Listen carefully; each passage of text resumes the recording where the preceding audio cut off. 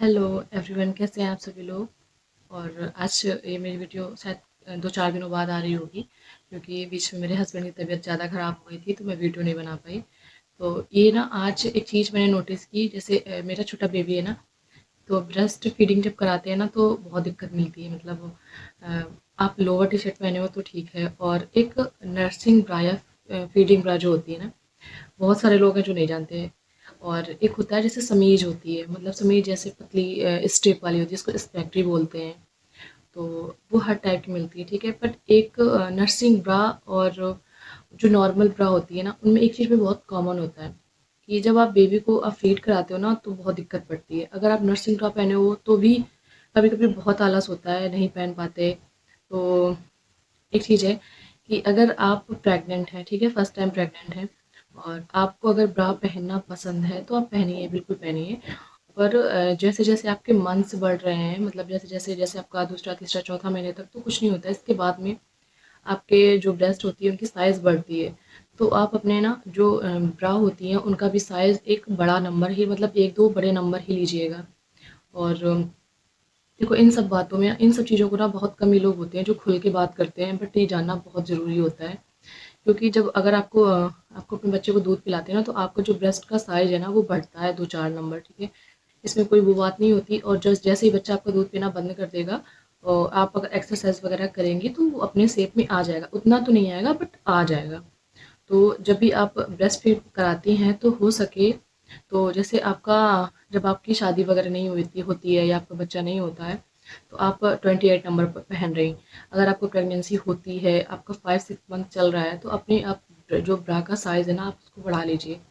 मतलब ये मत सोचिए कि आपको खुद ही अंदर से ऐसा एहसास होगा कि नहीं, मुझे अनकंफर्टेबल लग रहा है, मैं नहीं पहन सकती ऐसी। तो आप ये मत सोचिए कि मेरा फिगर ऐसा कैसे हो रहा है। मतलब बहुत सारे चेंजेस आते हैं, बहुत सारी। मैंने भी बहुत सोच समझ के वीडियो बना रही हूँ, क्योंकि मुझे भी इसमें बहुत सोच समझ के बोलना पड़ रहा है। नॉर्मली एक सामने बैठ के बात करो तो कोई दिक्कत नहीं होती, बट इन सब चीज़ों के बारे में जब बात करो ना तो बहुत एक पॉइंट लेके चलना पड़ता है कि लोगों को शर्म बहुत आती है, ठीक है। तो नर्सिंग ब्रा आई थिंक मिल जाती होगी मार्केट में, बट मुझे ऐसा नहीं लगता कि मिलती होगी। तो आजकल हर जगह मिलती है, मतलब ऑनलाइन तो सब जगह मिलती है, ऑफलाइन का मुझे नहीं पता। अ, मैंने बहुत सारी मंगाई थी, मैं आपको हकीकत बता रही। जब मेरी प्रेगनेंसी थी तो मैंने नहीं पहनी। मैंने जो एस्पेक्ट्री होती है, जो समीज बोलते हैं, वो मैंने पहनी, क्योंकि मुझे बहुत अनकंफर्टेबल लगता था, क्योंकि मेरा जो वेट था ना वो बहुत ज़्यादा बढ़ रहा था। मैंने 5-6 मंथ तक पहनी, इसके बाद मेरा वेट हर मंथ 5 kg बढ़ रहा था। तो जो मेरी ब्रा का साइज़ था वो भी बढ़ ही रहा था, तो मैंने उसमें बहुत पैसे बर्बाद किए, बहुत ज़्यादा। मतलब मैं हर मंथ मंगाती थी, हर मंथ। तो एक बार मैंने सोचा कि यार, मैं वैसे भी घर से बाहर रूम में ही रहती हूँ, तो मैं ये पहन के काम कर सकती हूँ, मुझे कोई दिक्कत नहीं है। रूम में कोई रहता नहीं, हस्बैंड सुबह ऑफिस चले गए, तो मैं नॉर्मली समीज पहन रहती थी, नहीं पहनती थी। इसके बाद जब बेबी हो गया फिर मैंने मंगाई नहीं, कि मैं अब इनको पहनूंगी।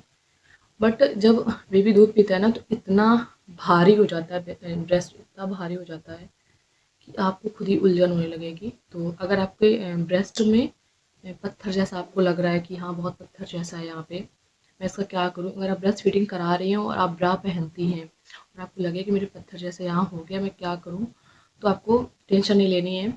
आप, मैं हो सकेगा तो इधर एक इमेज लगाऊंगी कि आप वो हीटिंग पैड मंगा लीजिए।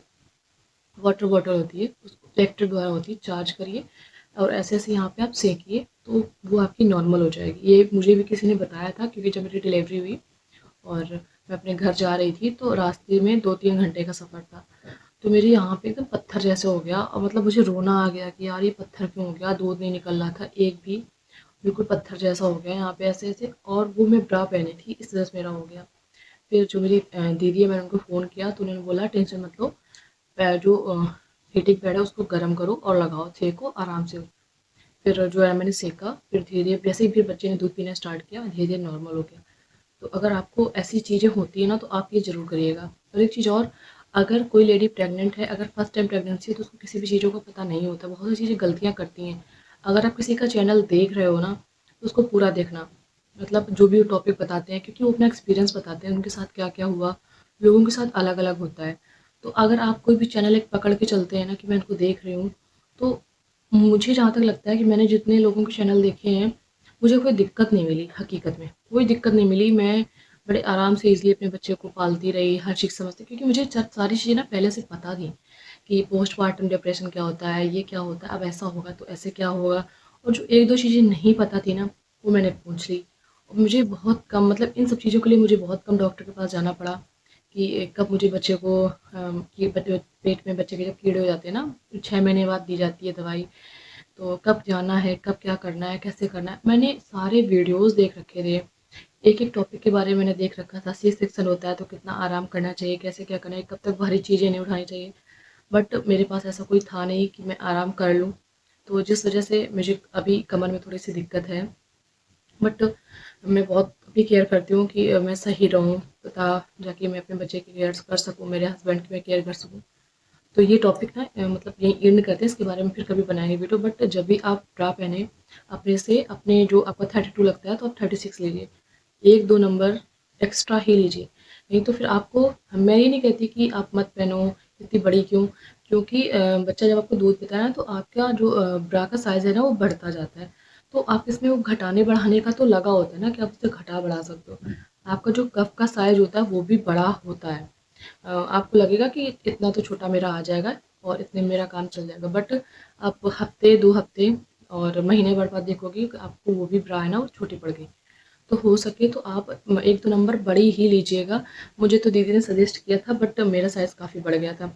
मैं बहुत शादी से पहले मैं बहुत पतली थी, बहुत ज़्यादा। अगर फ़ोटो आप पीछे देख रहे होंगे, मैं बहुत ज़्यादा पतली थी। मेरा वेट 48 या 50 के आसपास था, और मेरी प्रेगनेंसी में मेरा वेट 80 केजी या 90 केजी हो गया था। तो आप इमेजिन कर सकते हैं मेरे कितने सारे कपड़े बर्बाद हुए होंगे, और बहुत सारी चीज़ों में मुझे दिक्कतें हैं, मतलब इन सब कपड़ों को लेके, क्योंकि मैं कपड़ों के बारे में ज़्यादा जानती नहीं थी ना कि ये नर्सिंग ब्रा होती है क्या, फिटिंग ब्रा क्या होती है। मतलब यही इसी का नाम ही होता है, नर्सिंग ब्रा या फिटिंग ब्रा। तो इन सब चीज़ों को लेकर ना मेरे मन में बड़ा डाउट है। अब आजकल में ना, आज काफ़ी लोग अभी भी हैं जो नहीं जानते हैं। तो अगर कोई किसी का चैनल देख रहा है तो उसको पूरा देखिएगा, क्योंकि उससे आपको सारी चीज़ें पता चल जाएंगी ना। आपको भटकने की ज़रूरत नहीं है बिल्कुल भी कि आप यहाँ परेशान हो, वहाँ। अगर आप किसी को फॉलो करोगे, देखोगे, तो आपको बिल्कुल टेंशन नहीं होगी। आप आराम से, कोई आपको कोई सलाह देगा ना, तो आप मन में सोचोगे अच्छा ये तो मुझे पता है, हाँ हाँ, तो उनकी बात में, क्योंकि तुम्हें पता है वो चीज़।